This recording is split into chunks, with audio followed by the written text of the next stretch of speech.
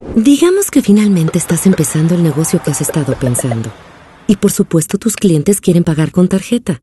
Así que iSettle, una nueva forma de aceptar pagos con tarjetas, hará tu vida mucho más fácil. Descarga la app iSettle a tu smartphone o tablet. Regístrate en la app, vincula tu cuenta iSettle a tu cuenta bancaria y obtén tu lector de tarjetas. Ahora has adquirido todo lo que necesitas para comenzar a aceptar pagos con tarjetas. Para hacer cada venta rápida y sencilla, puedes agregar todos los productos a un catálogo. Así que cuando tu primer cliente aparezca, tienes el inventario completo a la mano. Escoge un producto y deja que el cliente firme en la pantalla. Después puedes imprimir el recibo o enviarlo a tu cliente por correo electrónico. Y así, completaste tu primera venta.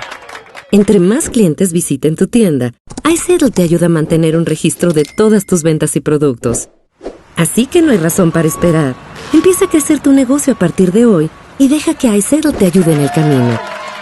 iSettle. Pagos fáciles.